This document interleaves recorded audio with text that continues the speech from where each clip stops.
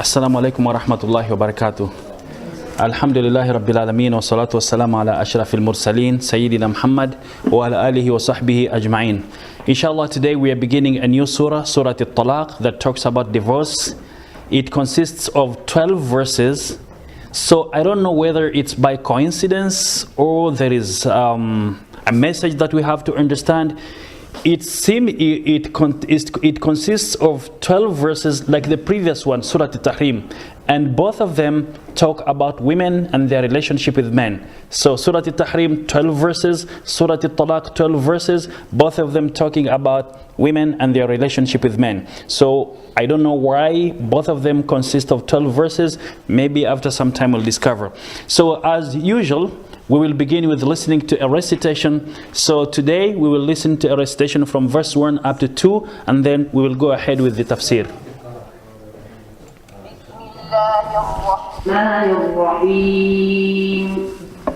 Bismillahirrahmanirrahim.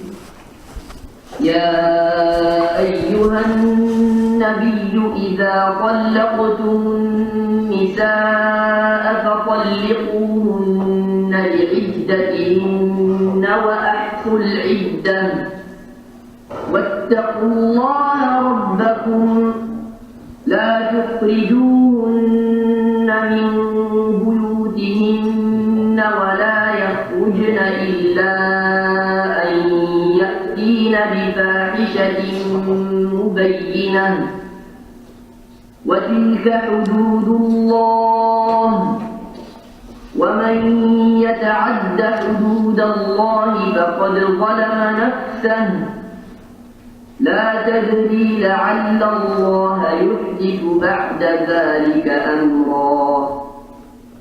O Prophet, when you Muslims divorce women, divorce them for the commencement of their waiting period, and keep count of the waiting period, and fear Allah, your Lord. Do not turn them out of their husbands' houses, nor should they themselves leave during that period, unless they are committing a clear immorality. And those are the limits set by Allah.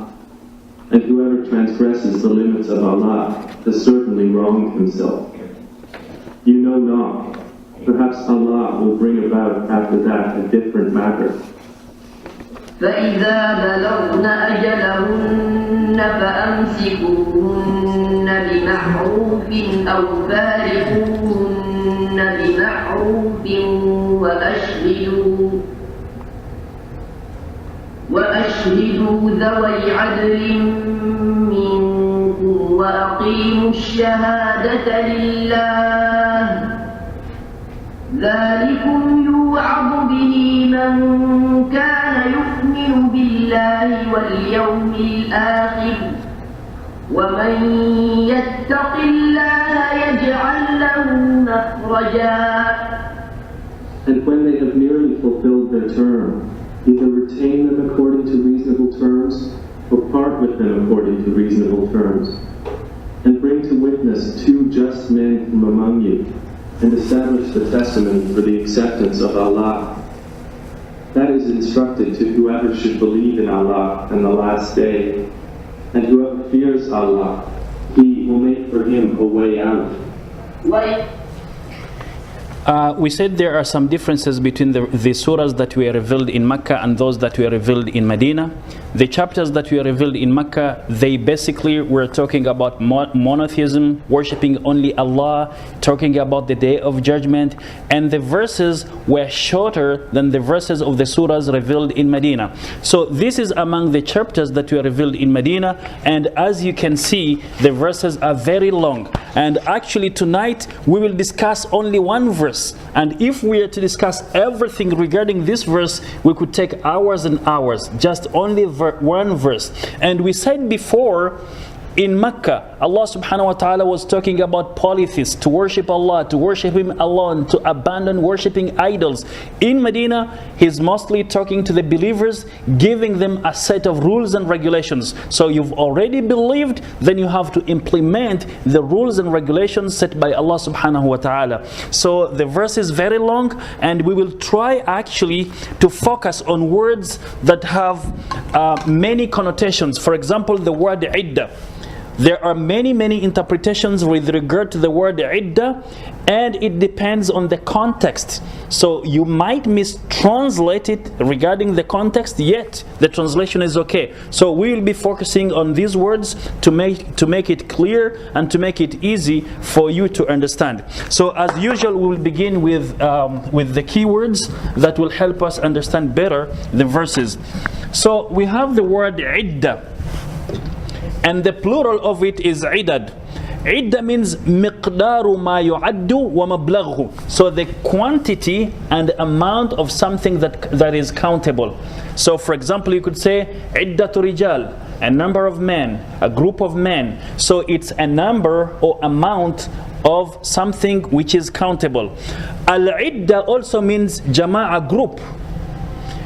If I say عدة المطلقة أو المتوفى عنها زوجها, it means مدة حددها الشرع تقضيها المرأة دون زواج. So this is a period of time that the Islamic law has specified for a divorced woman or a woman whose husband dies, during which she will wait, she won't remarry until the end of this period of time. So this period of time is called iddah. So if someone, for example, is divorced, she has to stay for some time before remarrying. If someone's husband dies, she has to stay for some time before remarrying. So question, if someone's husband dies, for how long does she have to wait before she remarries? Yes, sister? 4 months and 10 days. 4 months and 10 days. If a woman who menstruates is divorced for the first time, for how long shall she wait before she could either go back to her husband or marry another man? For how long will she wait? 3. Okay, if, according to the rules, if she was married before she could menstruate, she was still younger and got married before getting menstruation, in this case it's 3 months. But if she got married after menstruation, because now she's an adolescent or above the age of adolescence, so she's getting her periods, then it's counted as there are 3 months, but they count, she has to go into her menses and then be clean, and then her menses, then be clean 3 times to make sure that there is no pregnancy in her womb. So this period of time is called iddah. Either if a woman's husband divorces her, she has to wait for some time, or if her husband dies, she has to wait for some time. Then I have the word fahisha. The plural of it is al-fawahish. Al-fahisha means az-zina, which is adultery, fornication. Also fahisha means fahishatun min al-qawli aw al-fi'l, for someone to be obscene, to be abusive, insulting, vulgar in words and actions. So someone who does not respect people, she's always insulting them, always abusing them, always using dirty language. So we say she's fahisha. So this is al-qabih, something which is ugly, something which is abominable, whether it's a word or an action. So we will see how these 2 words come to play when we begin interpreting the verses. So here, this is the beginning of the Surah Talaq. Allah subhanahu wa ta'ala addresses the Prophet sallallahu alaihi wasallam. He says, Ya ayyuhan nabi. Now you see, in Arabic, when you want to call the attention of someone, you begin with ya. In English it's translated as or, but mostly this is in Arabic literature. Why? Because maybe that person is talking to someone else, maybe that person is not listening. So when you say yeah, you are attracting his attention, because what you're going to tell him is very important. So Allah subhanahu wa ta'ala says, Ya ayyuhan nabi, or you message, or you prophet. He's addressing Prophet Muhammad sallallahu alaihi wasallam. So Allah here is talking about divorce. So why does he begin with the name of Prophet Muhammad, peace be upon him? Why didn't he say Ya ayyuhal muslimun, or you believers, when you want to divorce your wives? Why does he begin with the name of Prophet Muhammad sallallahu alaihi wasallam? So this is general. Not only the Prophet would be the one to divorce, and actually as a role model, the Prophet sallallahu alaihi wasallam tried his best to treat his wives well. So here Allah begins with Prophet Muhammad. Why? Why didn't he say, Ya ayyuhal muslimun, or Ya ayyuhal mu'minun, or you believers, when you want to divorce your women, do this and that? Why did he begin with the Prophet ﷺ? So here it says Allah addressed Prophet Muhammad ﷺ first as an indication of honor, distinction, and respect. So Allah subhanahu wa ta'ala, by singling out the Prophet ﷺ at the beginning, mentioning his name, he's conferring honor upon the Prophet ﷺ. Which means, although you are a prophet, although you are a messenger, you should be the first one to implement these rules and regulations. So don't say, I'm a prophet, it doesn't matter to me, I'm not concerned. You should be the first one to implement it because you are the role model of other believers. So it's, for example, if you work in a company and the CEO wants to agree with you on a set of rules and regulations, and the CEO trusts you more than anyone else, he will begin with you, because this is an honor to you that your name is singled out of the many, because these rules and regulations are very important for the company, are very important for everyone. So because Allah subhanahu wa ta'ala holds the Prophet ﷺ in high esteem, he honors him, so he began with the name of the Prophet ﷺ. This is one. Another reason why the Prophet ﷺ is mentioned first, it's although you are the best human being, although you are the messenger to my people, with regard to my rules and regulations, you are the same like others. Even it's more binding on you more than anyone else. So don't say, because I'm a prophet, I'm a messenger, this doesn't concern me. It concerns you before anyone else, because when they see you implement these rules and regulations, they will be willing to implement, competing with one another when they see you as a role model implementing this. Now, this is an answer also to those who claim that the Prophet ﷺ wrote the Quran. So there are people out there who claim that the Quran is the handiwork of Prophet Muhammad, peace be upon him. He crafted it. So how do we benefit from this verse, from this beginning of the verse, to debunk this claim that the Prophet ﷺ wrote the Quran? Does anyone know how? This gives us a clue to answer those people that the Prophet didn't write the Quran, he didn't craft it. Does anyone know how? Because Allah is addressing Prophet ﷺ. So Allah subhanahu wa ta'ala is addressing Prophet Muhammad, peace be upon him. So how could an author address himself when he's setting rules and regulations? So we tell those people that the Prophet couldn't have written the Quran, because here he is addressed first when the rules and regulations of divorce come into play. Because when someone authors a book, he knows each and everything about the book. He will write in the preface of the book, after extensive research, after consulting with many people, I came to a conclusion that I should write this and that. He will be praising himself. He won't be giving ultimatums to himself. So here Allah subhanahu wa ta'ala begins with the Prophet ﷺ, because this matter is very serious. The Prophet is a role model. He will be having wives. He has to treat them well. He has to follow the rules and regulations. He can't say because he is a prophet, then he has to do whatever he wants. Even if he's a prophet, he has to follow instructions given by Allah subhanahu wa ta'ala. So Allah says, Ya ayyuhan nabi, O you prophet, إِذَا طَلَّقْتُمُ النِّسَاءَ, when you intend to divorce women, nisa here. So why didn't he say az-zawjat? Because nisa means women. He would have said when you intend to divorce your wives, but he rather said an-nisa, women. Does anyone know why? When you intend to divorce women, and he didn't say zawjat. He would have said when you intend to divorce your wives. So wives is zawjat, but he rather used the word women. Does anyone know why Allah subhanahu wa ta'ala didn't use zawjat, wives, when you intend to divorce your wives? Does anyone know why? Beg your pardon? A lot of wives. No, actually this is general for every believer.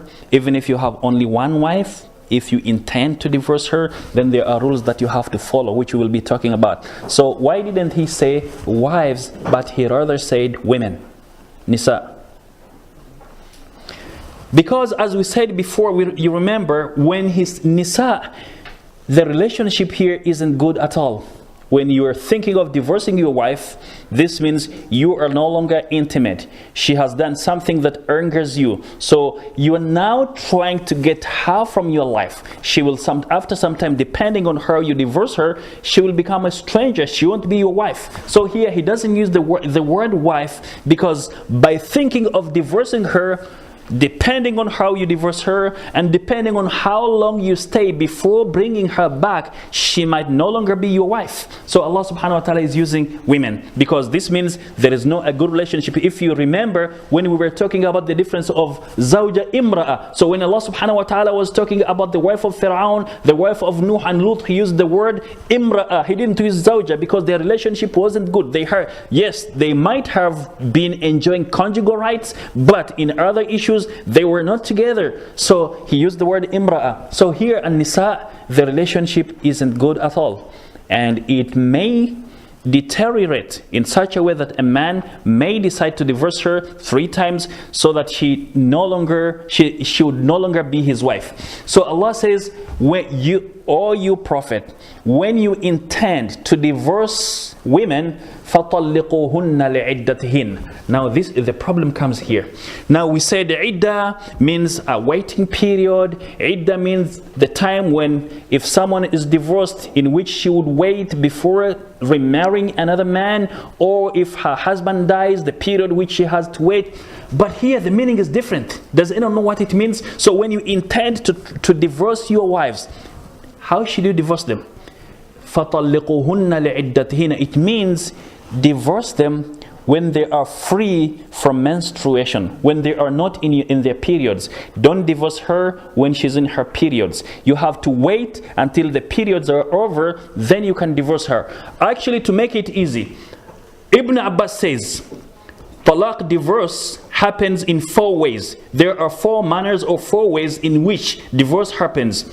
2 of them are allowed and 2 of them aren't allowed in Islam. In other words, if you divorce your wife in 2 ways, they are allowed, it's okay. But in 2 other ways, it's haram. So when is it halal? First, to divorce her when she's free from her periods. She's not in her menses. So here you can divorce her, it's halal. 2, to divorce her when she's clearly pregnant. You know very well it has been established that she is pregnant. It's halal to divorce her during this time. Now, 2 manners or 2 ways in which it's not halal to divorce her, which is haram. There are to divorce her when she's in her menses, in her periods. It's haram to divorce your wife in her periods. Number 2, it's haram to divorce your wife after having conjugal rights with her. So maybe she was in her periods, now she's clean from the periods, and now you've had sexual intercourse with her. To divorce her during that time or immediately after having sexual intercourse with her is not allowed, because she might be carrying your son. She might have conceived, so she doesn't know. So when you divorce her during this period of time, after some time she might marry someone else. She doesn't know whether she's pregnant or not. It will be a problem. And as we said before, in Islam, a child has the right to know who his father is. A girl has the right to know who her father is. So Islam protects the lineage of the Muslims. So these are the 4 situations in which someone can divorce his wife. 2 of them are allowed, 2 of them are not. So وَأَحْسُ الْعِدَّةِ, count and abide by the waiting period. So after divorcing her, you have to count the iddah. If she doesn't menstruate, you count 3 months. Begin counting. If she menstruates, so she will be in her menses, then be pure from them, then again 3 times. After that, you either bring her back, or you divorce her. You say, I no longer need you. وَاتَّقُوا اللَّهَ رَبَّكُمْ, and fear Allah your Lord. Actually, Allah subhanahu wa ta'ala, after mentioning Allah, He also mentioned one of His attributes, Rabbakum. So why didn't He just say Wattaqullah? Why did He add Rabbakum? First of all, what's the meaning of the word Rabb? Rabb, what does it mean? Rabb. Your creator, cherisher, sustainer, provider, safe haven. He's all in all for you. So you fear Allah your Lord. Why? Because whatever instructions Allah is giving you, they are to your benefit. If you neglect them, it's to your loss. You're the loser. So fear Allah your Lord, who is doing everything in your favor, who is prescribing all the rules and regulations in your favor. Fear Him. Now here Allah subhanahu wa ta'ala, there is a reason why He said wattaqullah, especially during that time. Women were regarded as property. They didn't have rights. So if, for example, there was a problem between a husband and a wife, and the husband would complain about the wife, they would listen to the husband. So the husband was always right. Even if he was wrong, according to the society, they would always take the side of the husband. Unfortunately, even the wife's family would side with the husband because the husband is right. So in this case, Allah subhanahu wa ta'ala is telling them, although the society will support you in everything that you do against your wives, Allah is watching over you. Allah is with you. So fear Allah. If you are really a believer, even though you get the support from the society, if you know what you did is wrong, so you have to correct the mistake. You have to correct yourself, because if you don't, depending on the support of the community, Allah knows everything that happens, and Allah will punish you here on earth before the hereafter if you do not repent. So here it was also Allah subhanahu wa ta'ala advocating for the rights of women. لا تخرجوهن من بيوتهن. Do not force them out of their houses. So when you divorce her, whether it's the first time or the second, don't force her out of your house. Yes, she's divorced, but she has the right to accommodation and provisions. You have to give her alimony. لا تخرجوهن من بيوتهن. So why did Allah subhanahu wa ta'ala say buyutihinna, their homes, their houses? Yet these houses belong to the men. But Allah is saying buyutihinna, their homes, the homes of women. Why didn't He say لا تخرجوهن من بيوتكم? Don't force them out of your houses. But He said don't force them out of their houses. So why did Allah subhanahu wa ta'ala attribute the houses to the women? To make sure they have the right to be there? Yes. Because when you marry her, she has the right to accommodation. You have to provide accommodation to her. She has to have a house, and you have to provide for her. Even when you divorce her for the first time and the second, you are still obligated to provide for her, to provide accommodation for her and provisions. So in this case, Allah subhanahu wa ta'ala is emphasizing the prohibition of in that He forbids men when they divorce their wives to drive them out of their houses. So it's to confirm the prohibition of forcing women out of their houses when you divorce them, if it's the first and the second. When it's the third divorce, this is another issue. Now, talking about someone divorcing his wife when she's in her periods, Abdullah ibn Umar was one of the bona fide companions of Prophet Muhammad, peace be upon him, and Abdullah was his son. So once Abdullah divorced his wife in her periods, which is haram, it's not allowed. So Umar was hesitant about it. He went and mentioned it to the Prophet ﷺ. Something, he told the Messenger of Allah, something weird has happened. My son has divorced his wife in her periods. The Prophet ﷺ was very angry. He told Umar, instruct him to take her back, then let him wait until her periods are over, until she's clean from her periods. Then he should wait again when she will be pure, until again she is in her she menstruates, until again she becomes clean from the menstruation. Then in such a situation he can divorce her. We will talk about this. So do not force them out of their houses.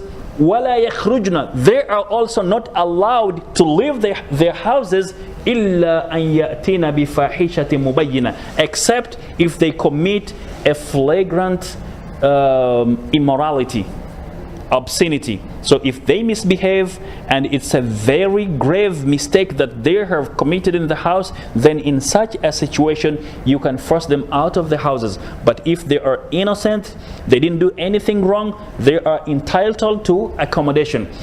وَتِلْكَ حُدُودُ اللَّهِ, and those are the set limits of Allah. وَمَنْ يَتَعَدَّ حُدُودَ اللَّهِ, and whoever transgresses the set limits of Allah, فَقَدْ ظَلَمَ نَفْسَهُ, for sure he has wronged himself. Now, how does it happen that when someone transgresses the limits of Allah, he will have wronged himself? In what way?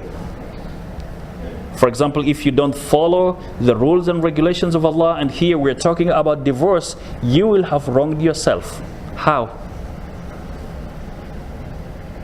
How? You will be the losers. You will be the loser. So one of the reasons why Allah subhanahu wa ta'ala set these periods of waiting is maybe you might reconcile with her. Maybe you were angry momentarily, you divorced her, and after that you realized you were wrong and you want to bring her back. So Allah subhanahu wa ta'ala gives you the chance to bring her back. And there is no one who is perfect, whether a man or a woman. So she might commit a mistake. To you it's a very grave mistake, but even if you marry a second one, she will come with other problems. So Allah subhanahu wa ta'ala is prescribing this waiting period for both parties to reconcile.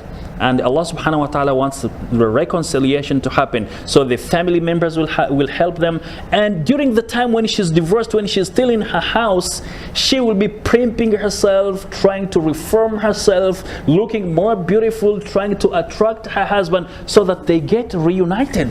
See, this is what Islam wants. So she's in front of him, she's doing to him a lot of things that maybe he couldn't have gotten outside of the house, and then she shows him another side of her. Then this will be a motivation for him to come back to her. Because, you know, as I usually say, for those men who think that, you know, I'm wealthy, I have a good position, I can marry another one easily, I always say that women are like mobile phones.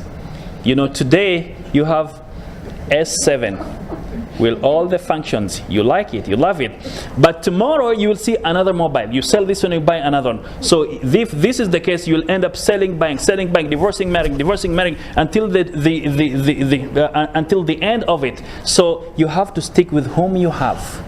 If you admire someone else, one reason or the other, try to provide for your wife in such a way that she will be more attractive to you. So Islam wants always the marriage to be kept sacrosanct, because if you are happily married on earth, even when you die, you'll be husband and wife in paradise. So the marriage institution is very important in Islam. This is why we have such rules. So if you do not respect these rules and regulations with regard to divorce, you will be the loser. Maybe she has your children and you love them, they love you. You'll marry another one, she will mistreat the children. Maybe you'll marry the second one, then you will regret. The second one will be much worse than the first one. So always there is room for reconciliation. So during this period of 3 months, when you're still together after the first or the second divorce, there will be always something that will make you come together and try to solve your problems and try to be a happy couple in the rest of your life. So if someone transgresses the limits of Allah, it's to his detriment. لا تدري لعل الله يحدث بعد ذلك أمرا. You don't know what will happen at the course of your at the end of the course of your action. Maybe Allah subhanahu wa ta'ala will bring a resolution to the matter that was the reason for you to divorce her. Which means maybe when you're still with her in the same house after the first divorce, something might happen and Allah might cast the love for her, the desire to bring her back in your heart when you're still seeing her. So in terms of divorce, I would say out of sight, out of mind. But when she's there with you, she will always be in your mind, doing things that will appeal to you and that will make you think, I should bring her back. So what does it mean? أي إذا أردتم طلاق النساء. When you want, so the meaning is when you want to divorce your wives, فطلقوهن في طهر. So divorce them when they are free from menstruation, when they're not menstruating. لم يقعوا فيه جماع, without having any sexual intercourse with them. ثم اتركوهن حتى تنقضي العدة, and then leave them alone until the waiting period is over. Now what happens, for example, if someone divorced his wife only once and she has to wait for 3 months? If the 3 months elapse before he takes her back, what happens? Does anyone know what happens? So someone divorced his wife. It was the first time. She has to wait for 3 months. It depends. So if she's a menstruating woman, so she has to menstruate and then be clean then 3 times. And then if he doesn't bring her back, what happens? Yes, sister? Yes, sister? Divorce becomes official? Yeah, It's one divorce? yeah, it's counted as one divorce. And if this period ends before he takes her back, in case he wants to bring her back, he has to go through the same procedure he went through when he married her for the first time. So he's like a new suitor proposing to her. So it will be, he will pay dowry, he will do everything that he did. It's like he's marrying her afresh. So this is why it's very important for them to reconcile with one another during this period of the time, 3 months. And does anyone know why 3 months? Why not 2 months? Why not 4 months? Why 3 months? Yes, sister? Maybe to check if she's pregnant. Yeah, this is one of the reasons to make sure she's not pregnant. And actually, according to a hadith, when someone conceives, the fetus is in the womb. The fetus, at the beginning of the conception, the fetus is in the form of a sperm drop. For how many days? Nutfa, how many days? 40 days. Then it becomes alaqa, clinging clot of blood. How many days? 40 days. Then it becomes an embryo, flesh, a fleshy embryo. For how many days? 40 days. So altogether, how many are they? And then after that, the soul is breathed into him, into the fetus. So that's 120 days. So this is the period before, when she's pregnant, it will be clear that the pregnancy is there. That's one of the reasons. What's the other reason? Why 3 months? You know, according to psychology, for someone to change his congenital behavior with a lot of effort, he needs 21 days. So Allah subhanahu wa ta'ala gives you the chance of adding 9 days. So to change your behavior. That was the reason for the husband to divorce you. Or maybe the wife isn't happy with the man. So 21 days, you add extra 9 days to be able to change your behavior, which either party didn't like. So Allah subhanahu wa ta'ala is still giving us chances to come together, because marriage is very important to Islam. And actually, when you are married, you are worshipping Allah subhanahu wa ta'ala. By just being married, you are worshipping Allah. Can anyone tell us how? So you are happily married to your husband, carrying out your responsibilities, and the husband is carrying out his responsibilities. You are worshipping Allah. Even when you are having conjugal rights, you are worshipping Allah. The Prophet ﷺ told his companions, وَفِي بُضْعِ أَحَدِكُمْ صَدَقَةً. When you have conjugal rights with one another, you get rewarded as though you gave charity. So his companions were surprised. Even when I satisfy my carnal desires, I will be rewarded by Allah. He said, yes. What if you satisfied your carnal desires illicitly? Would it be a sin? They said yes. So he said, likewise, if you do it illicitly, you're rewarded by Allah. So for example, you are a wife, you're helping your husband, you're doing this and that, you're carrying out your obligations, you are rewarded. It's not for free. Allah rewards you. And on the day of judgment, you will get multiple rewards for what you used to do for your husband. The husband the same. And actually there is a country, if I'm not mistaken, it's Argentina. Now, it's a motion in the parliament. They want the husbands to pay the women for the chores that they do in the house. Washing, cleaning, taking care of the children. So they're still discussing it, because they say it's a lot of work. So imagine a woman works, she has a job, the husband has a job, but when she comes home, she works extra. She has to cook for him, she has to take care of the children, help them do their homework. She's working extra. So they're saying she has to be compensated for that. They're still discussing it. So when she's doing that, if she's a Muslim with the intention of pleasing Allah subhanahu wa ta'ala, Allah rewards her.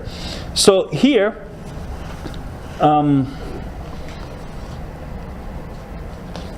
it was narrated, I have already talked about this, about Abdullah bin Umar, when he divorced his wife, and then his father complained to Prophet Muhammad sallallahu alaihi wasallam, and then Prophet Muhammad sallallahu alaihi wasallam advised him to take her back. So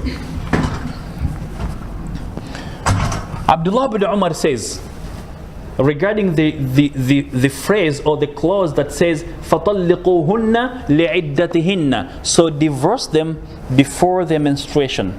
So divorce them when they are approaching their periods.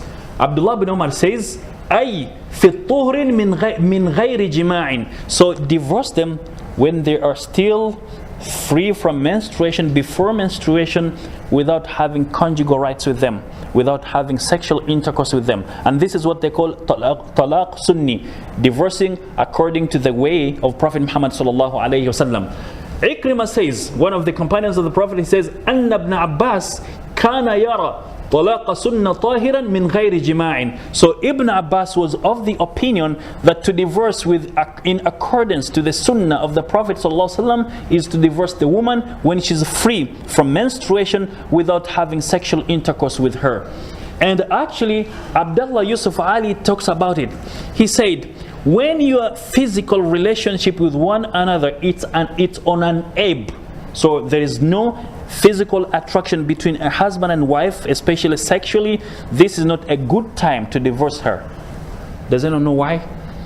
So especially maybe she's not in moods, she's not allowing him to be intimate with her, and there is no any good physical interaction between them. This is not the good time to divorce her. You can't divorce her during this time. Does anyone know why? Why you can't divorce her during this time? Maybe things will change. Yeah, actually one of the reasons, it's because for her not being in good moods, she can't control it. That's number one. Maybe there is an illness disturbing her. There are things disturbing her. So there are things which are hormones. Yeah, many things that come into play which she cannot control. And unfortunately, many men do not understand this, especially if they are not educated. So it's something she can't control. So you can't divorce her because of something which she can't control, in which she doesn't have a say in. But regarding behavior, she can control it. So if she misbehaves, so in such a situation, you can divorce her. Al-Rajih, so the most credible opinion, أن العدة الطهر من غير جماع, that the meaning of iddah is for the woman to be free from menstruation without having sexual intercourse with her husband. This is what it means, at-tuhur. So actually, and this is the real meaning of al-iddah, because as we said, the real meaning of iddah isn't here. So the real meaning of iddah is to divorce her when she's free from menses and without having sexual intercourse with her. Ikrimah says, al-iddah means at-tuhur, to be clean from menses. She's not menstruating. This is what's called iddah. Wal-quru' means al-hayda, when she's in her menses, in her periods. So we have two words here. We have al-iddah, when she's not in her menses and no sexual intercourse, and al-quru', this is when she's in her menses. Now, Tony, do you mind reading to us chapter 2, verse 228? Sure. Women who are divorced shall wait, keeping themselves apart 3 monthly courses, and it is not lawful for them that they should conceal that which Allah has created in their wombs, if they are believers in Allah on the last day. And their husbands would do better to take them back, in that case, if they desire reconciliation. And they, women, have rights similar to those of men over them in kindness, and men are a degree above them. Allah is mighty and wise. So Allah subhanahu wa ta'ala tells us in Surah Al-Baqarah, verse 228, He says, وَالْمُطَلَّقَاتُ يَتَرَبَّصْنَ بِأَنفُسِهِنَّ ثَلَاثَةَ قُرُوءٍ وَلَا يَحِلُّ لَهُنَّ أَن يَكْتُمْنَ مَا خَلَقَ اللَّهُ فِي أَرْحَامِهِنَّ إِن كُنَّ يُؤْمِنَّ بِاللَّهِ وَالْيَوْمِ الْآخِرِ. Divorced women remain in waiting for 3 periods. So 3 menses. And actually we said quru means menses, periods. So they will wait for 3 periods. And it's not lawful for them to conceal what Allah has created in their wombs. If they're pregnant, they shouldn't conceal it. So maybe she doesn't like her husband, she wants to divorce him, she's already pregnant, she doesn't want to tell him. So she should not conceal what's in her womb. If they believe in Allah and the last day, and their husbands have more right to take them back in this period if they want reconciliation. So this period of 3 months or 3, when she's done with her 3 menstrual periods, then the man can bring her back. So if he waits, as we said before, then he will have to remarry her following the procedures that he did during the first time when he saw her. So, لا تخرجوهن من بيوتهن. Don't force them out of their houses. So Allah subhanahu wa ta'ala attributes the houses to the women because they are entitled to accommodation. Number two, because Allah is confirming to you that when you divorce them, you don't have the right to drive them out of the houses. So He's confirming it by saying the houses belong to them. And actually, if we profoundly consider this issue, houses belong to women. If a woman doesn't work and the husband works, who stays in the house longer than the other? Is it the man or the wife? Who takes care of the house in terms of decoration, cleaning, repair? So the wife takes care of the house more than the man. Although the man maybe is the one who built it, but mostly it's the wife who will always clean it, who will always ensure that everything is fixed. Although the man will pay for that, but the women are experts in interior design. So the design of the house, the couches, the furniture, this and that. So we say the houses belong to women because they take care of the houses more than the men. So this is one of the reasons that Allah subhanahu wa ta'ala says buyutihinna, their houses, their homes, because they're taking care of them more than the men. Any other comment about this issue? Yes, sister? Also, I'm just guessing in those days, that's why these laws came down, because women had no rights whatsoever. Yeah, that's true. That's a very good point. They had no rights whatsoever. So if you divorce her, where will she go? Will she go back to her father's house or to her brother's house? So Allah subhanahu wa ta'ala is confirming that these houses belong to them. They have the right. They are entitled to houses. So this is one of the benefits that women got from Islam. Without demonstrating, without striking, having the right to accommodation. Yes, Sister Diana? But the verse is also very realistic in terms of time. In terms of? It's very realistic. Like, there are people, they think, because we're divorcing, you go out because this is my house. So, it applies for that. That's one. Another reason is for you to be in one house, looking at each other, seeing one another. So this will make you think twice. Yes, sister? What if the woman did not give child to the husband? Is they entitled to the house too? If the woman does what? Doesn't give any child to the husband, you mean she didn't bear any children? Whether she has children or not, she's still entitled to accommodation and provisions. So Abdullah Yusuf Ali says, a reconciliation is possible and is indeed recommended at every stage. The first serious differences between the parties are to be submitted to a family council on which both sides are represented. If there are problems from the man and from the husband and from the wife, so two people from the wife's family will be summoned and two people from the husband's family will be called in order to try solve this problem. Divorce is not to be pronounced when mutual physical attraction is at an ebb. This is according to Abdullah Yusuf Ali. So Tony, do you mind reading to us chapter 4 verse 35, Surah An-Nisa? Sure. And if you fear a breach between them, the man and wife, appoint an arbiter from his folk and an arbiter from her folk. If they desire amendment, Allah will make them of one mind. Lo, Allah is ever knower, aware.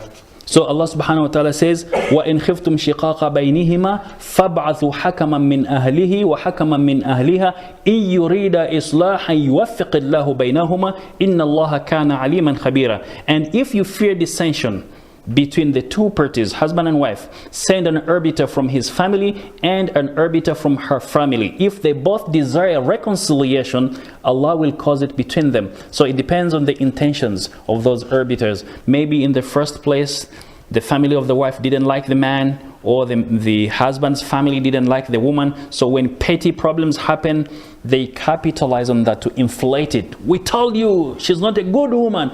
So in such a case, how will Allah bless them? So they have to be sincere. And actually, if there is an imam, a scholar, he has to advise them to be sincere. Because how can Allah subhanahu wa ta'ala help you yet in your hurt you have something else? How can Allah subhanahu wa ta'ala come to your rescue when what you say isn't what you think of, what you feel about? So you have to be sincere from the hurt. Your intentions have to be sincere for Allah subhanahu wa ta'ala to bless your efforts. This is one of the reasons.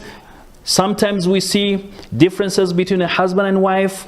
Both families sit together in order to try to solve problems, but they don't succeed. Why? Because some of them have their own ulterior motives. They didn't like it in the first place. So if a small mistake happens, they will inflate it, make it big. Even though you try to bring them together to solve the problem, they will grudgingly agree to do so. While in their hurts, they have something else. So they have to purify their intentions, which is very important. Purifying intentions is very important for Allah subhanahu wa ta'ala to help you, to give you what you want. So the Quran says we should always first try to solve the problem. أي لا تخرج المطلقات. So this means do not force out, drive out the divorced women من البيوت التي كن فيها عند وقوع الطلاق, in the houses in which they were during the occurrence of divorce. وأضاف البيوت إليهن لتأكيد النهي. So Allah subhanahu wa ta'ala attributed homes and houses to women in order to confirm that you are not allowed during this period to drive them out of their homes. So they belong to them. So they are entitled to accommodation. This is from Allah subhanahu wa ta'ala. وَلَا يَخْرُجْنَ. Neither should they leave the houses. It means لا يخرجن من تلك البيوت. The divorced women should not leave those houses in which they were when the divorce happened, in the houses of their husbands, but which belong to them. ما دمنا في العدة. So long as they are still in the waiting period. إلا لأمر ضروري. Except if there is a pressing need, a very urgent need that you need to attend to, then in such a situation you can go out. So why isn't it allowed for women to go out during this time? So she's divorced, she has to wait for 3 months. The Quran says don't go out except if there is a pressing need, there is an urgent matter that you need to attend to. Why shouldn't they go out? Because she's upset, she's in grief, and she may lose her mind and not be able to do what So she needs tranquility, focus, think, ponder over the problem, think about solutions. What else? Yes, sister? Maybe like during that period, maybe the husband is still hungry with her, like not to create that kind of doubt in her. Yeah, to avoid suspicion. So he might think that, she's going out, maybe she's seeing someone else. Maybe this is why she's misbehaving with me. Someone is making her have a big head. He's promising her this and that. So he might capitalize on that to accuse her falsely in order to justify his decision to divorce her. So in order to avoid such suspicion, she is required to stay at home, to prove to her husband that I'm a good woman. Although you decided to divorce me, I can still be a better woman. And especially, again, it depends on the society in which you are. Maybe in the first place, people didn't like him marrying her. So when they see her hanging out with some people, they will come and lie to him. We saw her with so and so. And ironically, these issues happen, especially when people have problems, husband and wife, and they come to me to seek my advice. One of them told me that a woman told me that her husband had employed some people to spy on her, men and women.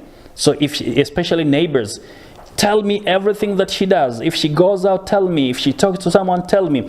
Now, among the men whom this husband employed, one of them wanted her in the first place. So he desired her, he wanted to have her. So what do you expect from him? He will lie to you so that you divorce her, and then he can marry her. So you'll have such kind of people in the society. So to avoid all this, during this critical time, she is required to stay at home, unless it's very necessary. So what could be the situations whereby she could be allowed to go outside? A divorced woman. Medical condition. So she is ill, she wants medical attention, she wants to be treated, she is allowed to go out. What else? Yes, sister? What if she's working? What if she's working? If she's working, this is a very good question. Now, according to a fatwa, if she is working and where she's working there is no any expert that can do her work except her, and this work involves saving life, this is darura. She can go and work. It's regarded as darura. Or if she's the breadwinner of the family, the husband isn't working, so if she stays at home, no, the children will starve. In such a situation, she can go work, but make sure after work she's at home straight. So it depends on the situation at home. But if the husband was fending for the family and she was just working to make money for herself, it's not very necessary, then during this time she can stay. She should stay at home. Yeah. In this situation, who is to look over the wife? The husband. Okay. The husband. Even though he divorced her, it's still his responsibility to give her all her rights. Yes. So that she's at home. All the rights. She will provide for her everything. Accommodation, food, clothes, everything. Yes.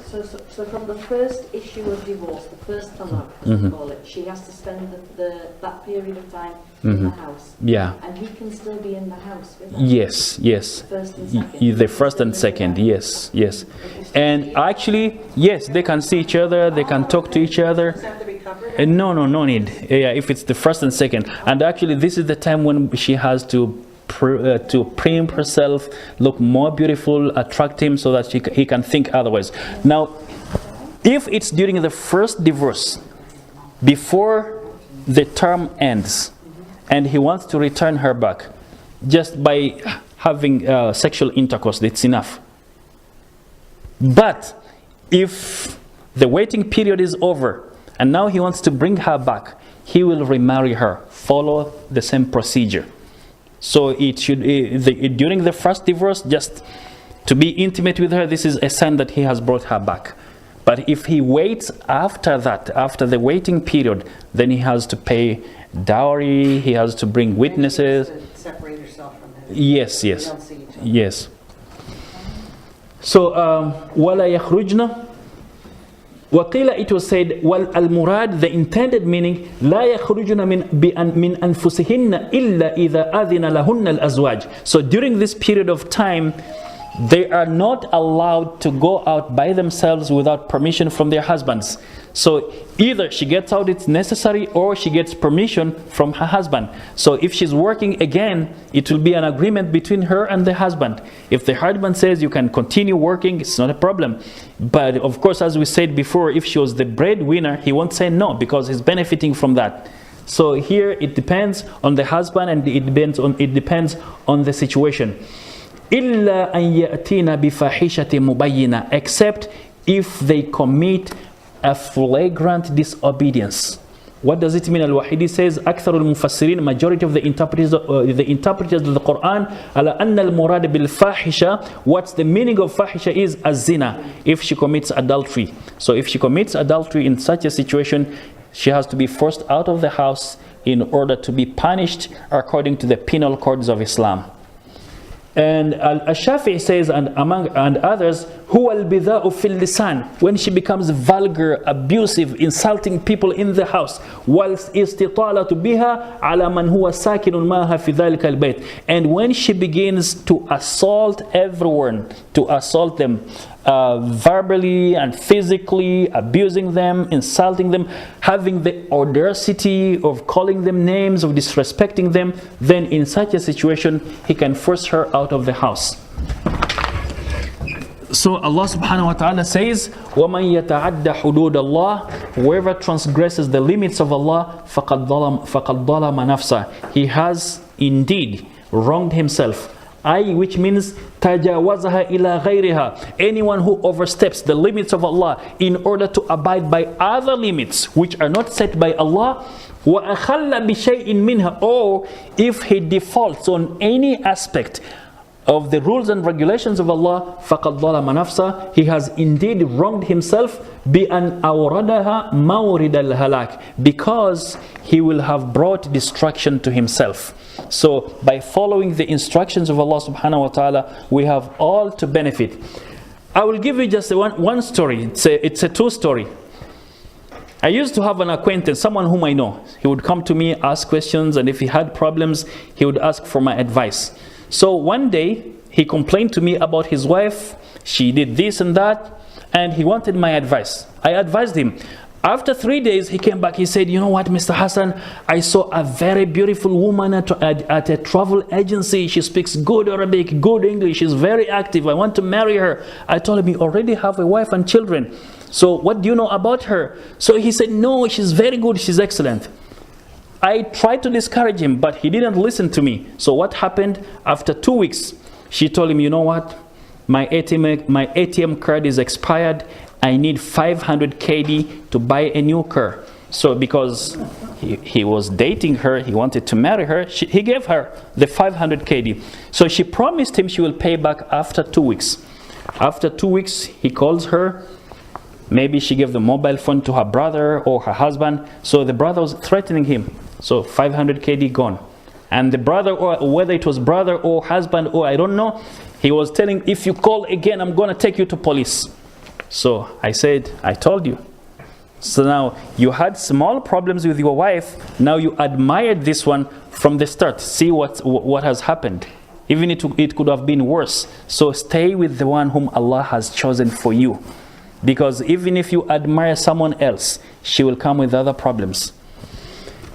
لا تدري لعل الله يحدث بعد ذلك أمرا. Al-Qurtubi says, جميع المفسرين, all the interpreters of the Quran say, أراد بالأمر هنا, Allah subhanahu wa ta'ala meant by the resolution of the matter here, الرغبة في الرجعة. So Allah might create in the heart of the man the desire to bring her back when she's still with him.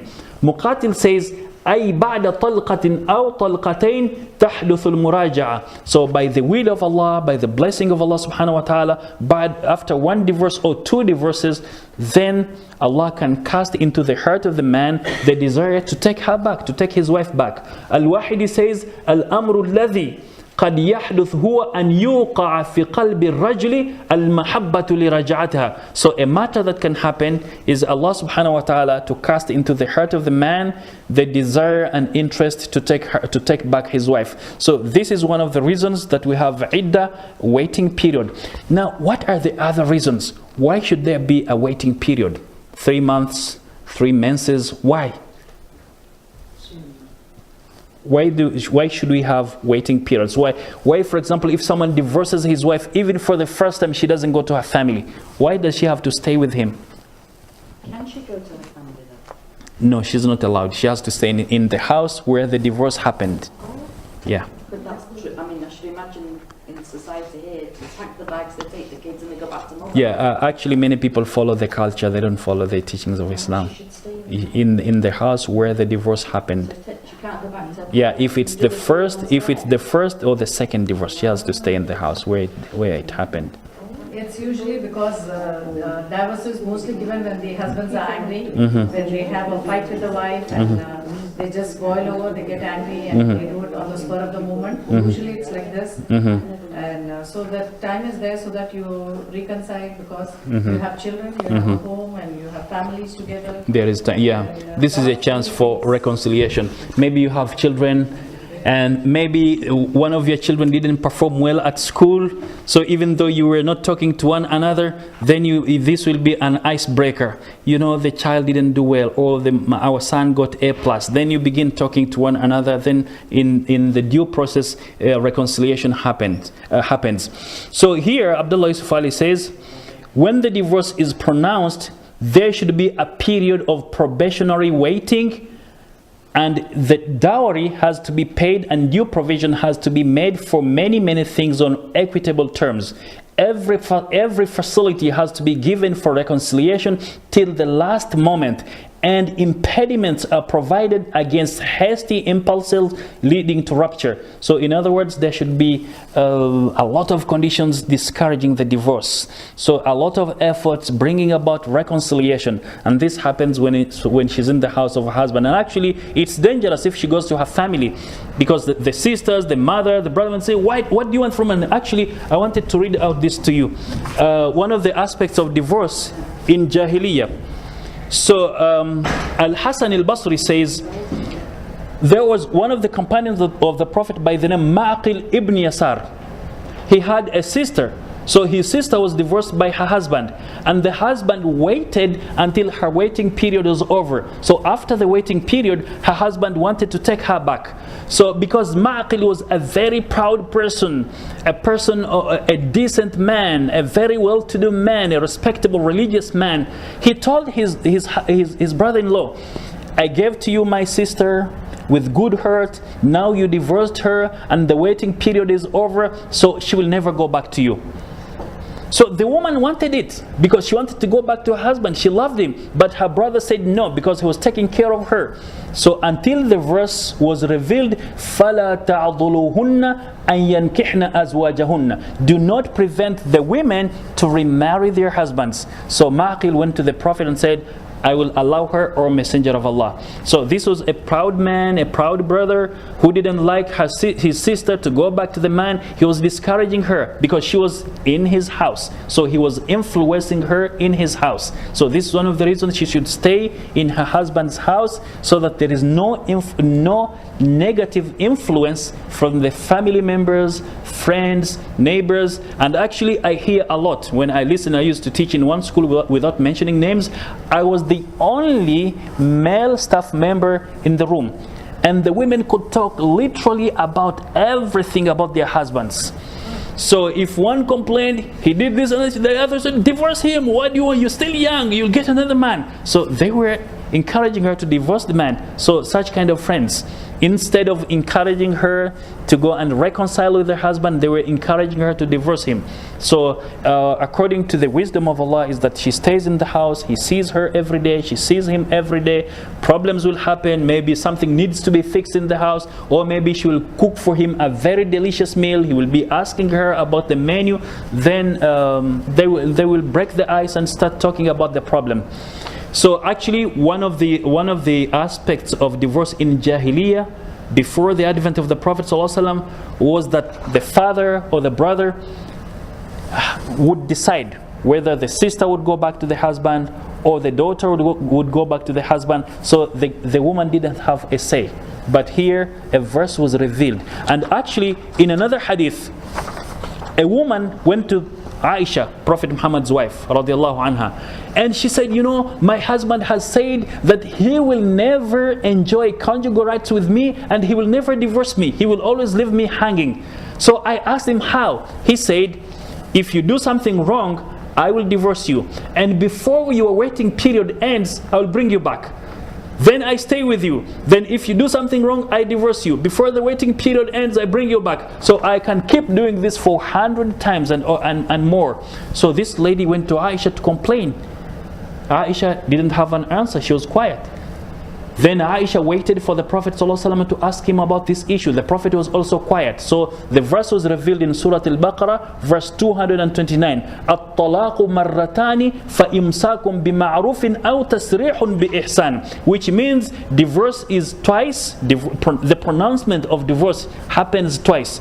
Either after you pronounce divorce, you keep her as your wife, or you let her go and marry someone else. And actually what it meant, the first and second divorce, you can remarry. But the third one, there is no way. So divorce is either you divorce her the first and the second time, whereby you can bring her back, or the third one, where you give her permission to go and marry someone else. And actually, in Jahiliyyah, men were very, very proud. Even though he didn't like his wife, he had divorced her, the idea of her marrying another man was hurting for them. They wouldn't like it.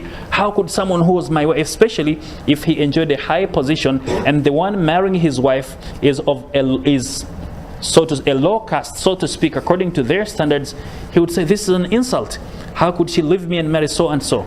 So they didn't entertain the idea of their divorced wife marrying another man. They would still be jealous of that man. Even nowadays we hear a lot of cases, a lot of crimes happening. Someone is already divorced, but when he sees his ex-wife with her new husband enjoying themselves, he would kill them. Even now, today, it's still happening. So unfortunately, that used to happen before, and in the 21st century it's still happening. But the Quran says, If you decide you no longer like her, let her go and marry someone else. It's her right. But don't just keep her hanging. Now, we've talked about the divorce if it's the man initiating it. What if it's initiated by the woman?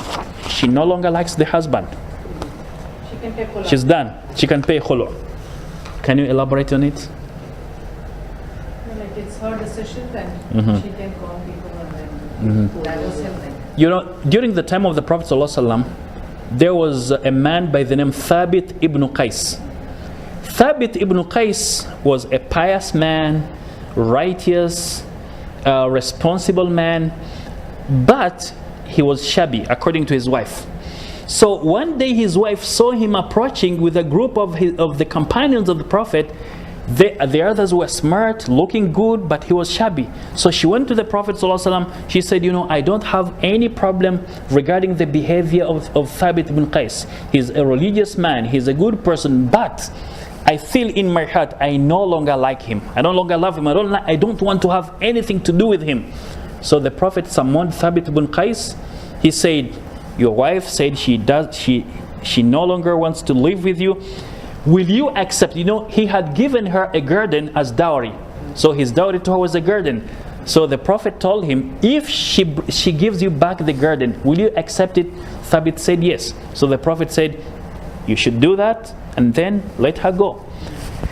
So this is in case when she no longer wants the man, then she will pay back the dowry to the man and free herself from that man who is causing trouble to her or whom she is no longer intimate with. Now the question is, if she does it, is there any iddah, waiting period for that? There should be? For how long? 3 months, 4? 3 months.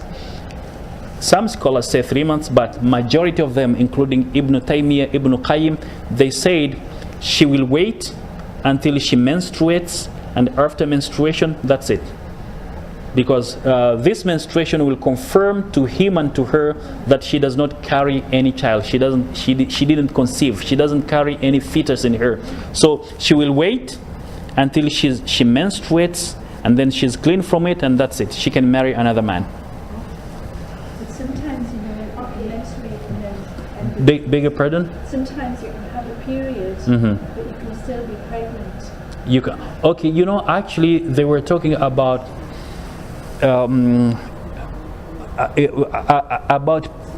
let me say, primitive people who didn't have any means of determining whether a woman is pregnant. But now we have technology. Nowadays we can use technology, and I guess, I'm not sure, they used to have experts during those days who would determine whether she was pregnant or not before she could remarry someone else, because you can't marry someone else when you are pregnant to your husband. So it has to be determined.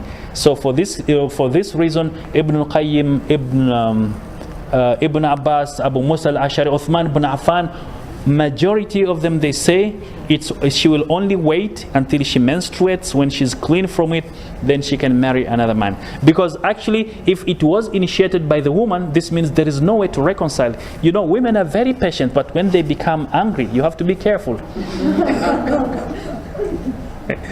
So any questions, any comments? Yes. Okay, what if, like, in those days, they don't have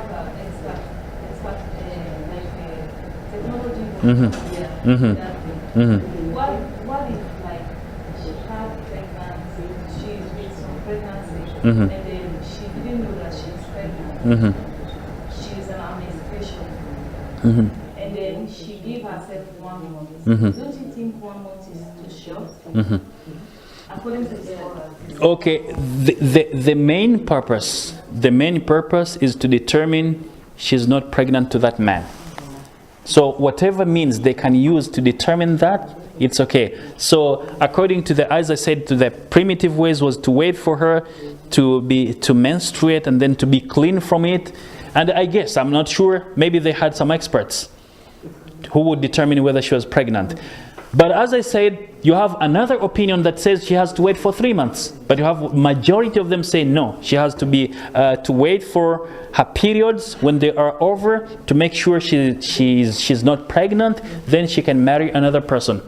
But again, to be on the safe side, she has to look for, she has to take some precautionary measures so that she does not give someone's pregnancy to another person. Yes, brother. Now, the hadith I came across, which talks about talaq. It says, "Thalatha jidduhunna jiddu wa hazluhunna jiddu." I'm not so sure whether this hadith. Yeah, I have been hearing this hadith, but I guess, I'm not sure, but I guess it could be weak. Like the hadith that says, "Abghadul halal inda Allah at-talaq." So the most abhorred halal to Allah is divorce. This is daif. We've been hearing it most of the time. But I will research it and tell you if it's authentic or not. But I guess it's not authentic. But again, I will research it. What does it mean? Yeah. Okay. Can you repeat it? Thalatha jidduhunna jiddu wa hazluhunna jiddu. Talaq wa an-nikah wa talaq wa raja'. So he says 3 things. Whether you are serious or joking, once you say them, once you pronounce them, they will be effective, or they will take effect. So the first one is divorce and nikah, to marry someone. So if, for example, you're joking, you're telling someone, "I will marry you," so it happens, it becomes serious, whether you're joking or you are serious. And to divorce and to bring her back, but I don't think it's authentic. Anyway, I will research it and get back to you. Beg your pardon? Even they say don't joke with these things. Such Even important matter. Yeah, actually, the joking with such important matters, yes, joking isn't allowed. But regarding the hadith, I will research it.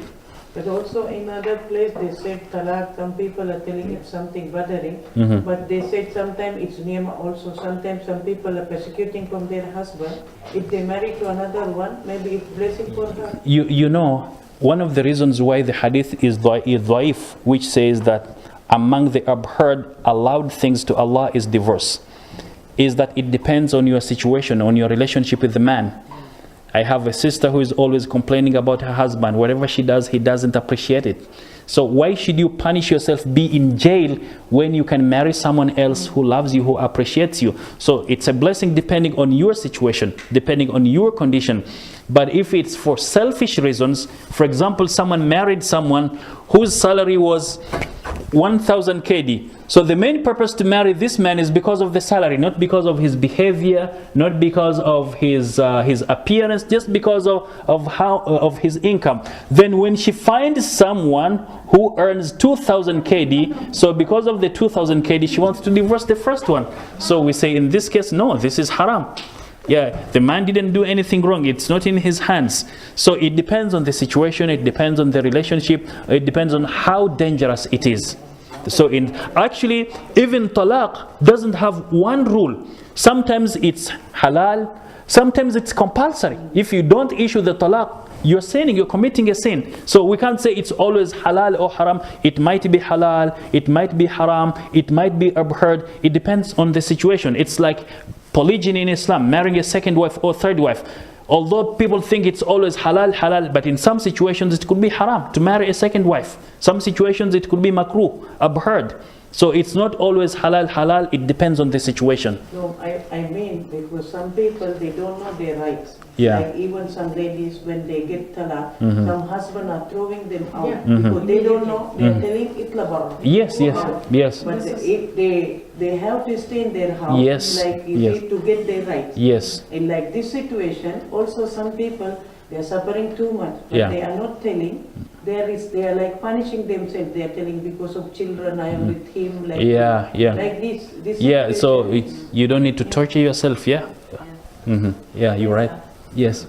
In that kind of situation where the husband told the woman, the wife house, is it allowed like to go to the police station or human rights?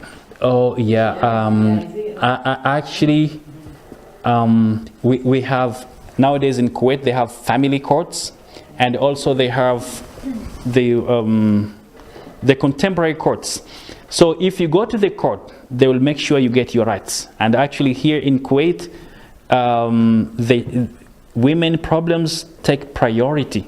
If you go to complain about your husband, they will try their best to help you and to force the man to pay. I know some people whom the court forced to pay some amount of money to their wives whom they wrongly divorced. So the court will ensure that you get your rights, especially here in Kuwait. They have in the family court, they have the arbitrators. They'll bring the couples in and they'll have official legal arbitrators who'll sit with them and negotiate. Yeah. I heard about this issue. Yeah. What I was trying to say, is it allowed in Islam to take your... Yes, you are allowed. You are allowed to take your rights.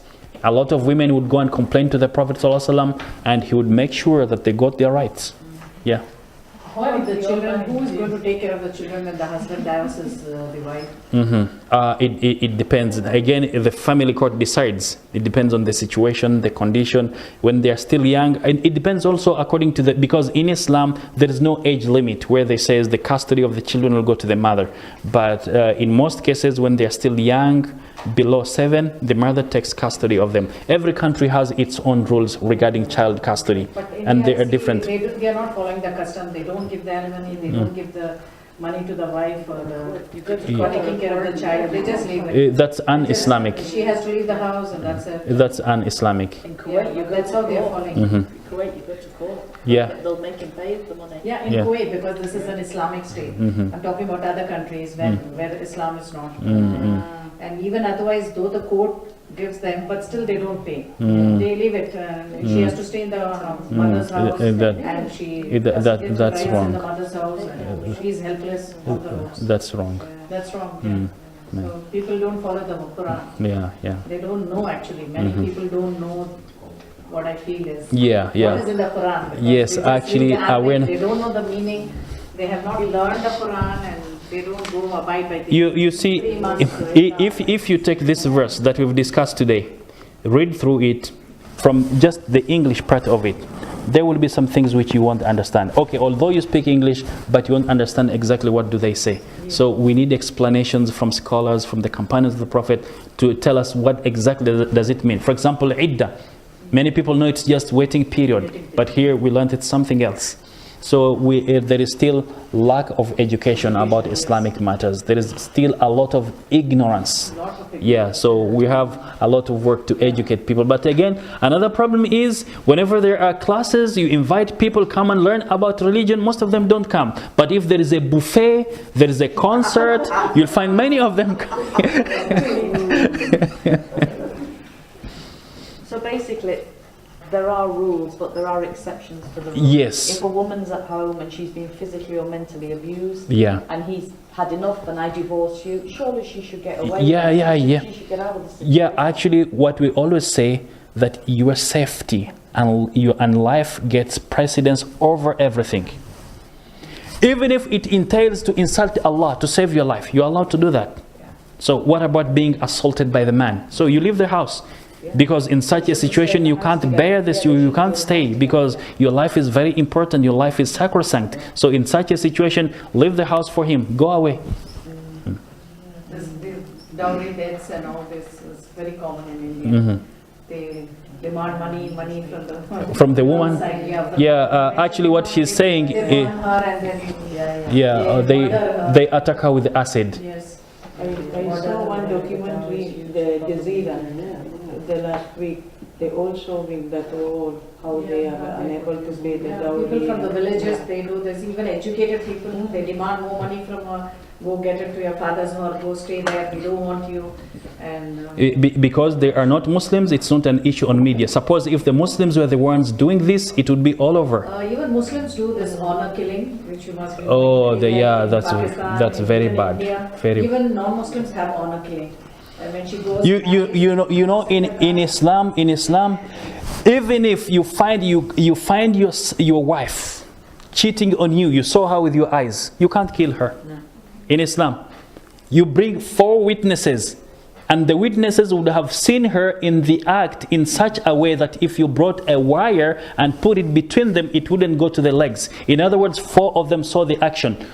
It can't happen. And actually, I did ask a scholar a long time ago. He didn't answer my question. I said, if, for example, someone doesn't trust his wife and he installs cameras in his house, and when he comes back home, the cameras detected his wife and he sees her in action, could this be in lieu of 4 witnesses? Because of this, he kicked me out of the class. I was a student at university. But after my research, extensive research, and he insulted me, from where do you get these questions? We need to ask questions in order to understand, to learn.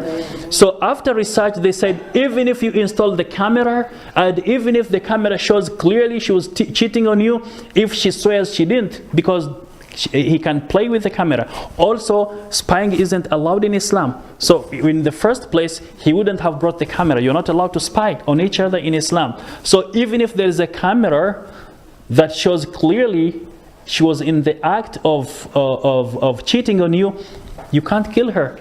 The procedure will be, she will swear 4 times that she's not lying, and the 5th time she will invoke the wrath of Allah if she's not telling the truth. And the man will swear 4 times, and the 5th time he will invoke the curse of Allah if he's lying, and then the judge will separate between them. So even in such a situation, you can't kill her. You know, if the divorce is final and the woman has no way of supporting herself, and no other house to go to, what does she do then? Okay, if it's the 3rd divorce, if she had children with the man, he can pay for the children. But if it isn't, then charitable organizations will help in the society in such a situation. And actually, there is another hadith where a woman was divorced by her husband when he was in Yemen. He sent a word of divorce to her, divorcing her 3 times. She went to his family asking for accommodation and provisions. They denied her. They said, no, we can't give it to you. Your husband has divorced you 3 times. So she went and complained to the Prophet ﷺ, and this hadith is authentic. So he said, once a man divorces his wife 3 times, it's not obligatory upon him to give her accommodation and provisions. So after 3 times, it's not compulsory unless she had his children. So in such a situation, either her family or the community or the society have to come in and help. But you cannot give talaq all the 3 at a stroke. No. All the 3. Actually, another issue here. If someone announces to his wife that I have divorced you, at one instance, it's regarded as one. There is a hadith that divorce during the time of the Prophet ﷺ, during the time of Abu Bakr, and during the first 2 years of the Caliphate of Umar, if someone issued 3 divorces at once, I have divorced you, at one instance, they were regarded as one. But during the time of Umar, because people started playing around with it, he consulted with his companions. They said, let's implement it as 3 divorces. So at the later time of Umar, even if you divorce, even if it's at one instance, once you issued 3 divorces, they were regarded as 3 in order to in order to discipline the people, not to play around with the issue of divorce. But you need to have a witness also. Yes, you need to have witnesses. So even if he issues a divorce 3 times, it's regarded as one. That happened during the time of the Prophet, Abu Bakr, and the first 2 years of Umar.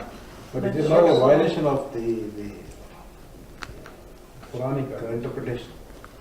Okay, actually it's in violation of the Quranic interpretation, but we know about Umar, whereby whenever people played around, they didn't have good intentions, he would come up with rules in order to discipline them. So he did a research, he knew that it became a toy in the mouths of the man, so he wanted to discipline them. But the standard one is, if you issue 3 divorces at once, it's regarded as one. It also under the Talaq Sunni. Yeah, it comes under Sunni. Yeah, according to the teachings of the Prophet. Like I got the newspapers, like people, they give talaq on the phone, and in writing they send a divorce notice to the wife. Is this the number? Yeah, in whatever means. But there is no witness. So long, yeah, in the first talaq, you don't need to have witnesses, but the 3rd one, there you have witnesses. But here, like usually, they give it on the phone and they send a notice, I've divorced you, and then she has to just go out. That's how it's always being followed. There's 3 There's 3 months of iddah is not at all followed. Yeah, that's most cases, people yeah, are either that's ignorant or that's against Islam. They have to be taught. Yes. The man in Yemen who sent the 3 shots of divorce to his wife, it was during the period of Rasul Muhammad? Yeah, it was during the time of the Prophet. It was accepted as a 3 divorces one time? Actually, it was not at one instance, different times. So he sent a divorce once and then he waited the third for one? Yeah, the third one. So altogether he divorced her 3 times. And coming back to the practice which the Thomas time they were doing 3 talaqs, Regarded as one. but is it not an innovation and is it binding? Because this is what is being happened now. Now there's a big debate going on in India. Triple talaq, they call it. Triple talaq. So they are just in one stroke, and there's a bill now coming put forward by the government. Anybody gives triple talaq, he will be sentenced 6 months. So this is By the government? Yeah, because they are trying to win over the Muslim women. So they want to be on the Muslim women's side, and they said this is how. And they have taken up, and the scholars and all these people, they are on the opposite side. So there's a tug of war between the government and the scholars. Because they say it is an encroachment into our Sharia law, but exactly there is a confusion here. But some scholars said it will count like 1. Also, some said it count like 3. Yeah, majority, it's counted as 1. Majority. But minority, it's counted as 3. So we go by the majority. No, why you go for majority, minority? What was followed during the Prophet's time? Yeah, that was the one that was followed during the time of the Prophet. When you issued 3 divorces at one instance, they were all regarded as 1. During the time of the Prophet and Abu Bakr. Yeah, so if we want to go back to the roots, we go back to implementing what the Prophet ﷺ did or what happened during his time. But what does the Sharia say? The Sharia says we follow the Prophet. Yeah, we follow the Prophet. Omar did it for some reasons, and the reasons are over. But these are just few exceptions. So we go back to the Quran and the Sunnah. We don't have such a situation now. So the standard is 3 divorces are regarded as 1. Also another place is written, this is talaq bidai, like someone divorces his wife like when she's not in clean period. Also the 3 talaq together. Yeah, it's bid'i. This is an innovation. So when you divorce her 3 times at once, it's an innovation, bid'ah. So the standard is 3 regarded as 1. And actually, if we ponder over the verses here, when Allah subhanahu wa ta'ala wants us to reconcile with one another, so why should we issue 3 divorces at once? So we should wait. Yeah, maybe some reconciliation will come about. Behind that. Yeah, there is wisdom. And actually, if we don't follow, we will be in danger. But that is being observed now. Yes, sister. But as the lady said, I had, correct me if I'm wrong, but in Kuwaiti society here, I've never heard of that 3-month Edda period when he issues the first talaq, because they pack their bags and they're off back to their families. There's I've never heard about. That's very interesting. I have never heard of that. They split straight away, don't they? That's it. They won't stay in the same house together. Boom. Yeah, it depends on the circumstances. Yeah, they need to be educated. But in this society here, no way. Yeah. Because sometimes the parents only telling you come home. Yeah. Sometimes father is telling you leave that man and come back. If you're having a bad time, if she's having a really bad time, the daughter complains to the parents, he's not to me and this, that, and the mother